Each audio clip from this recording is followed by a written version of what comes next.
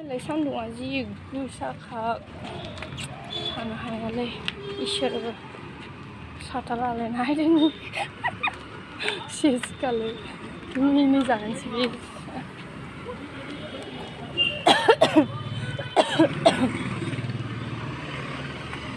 बेयावनो मस्त गियो आङो बारनो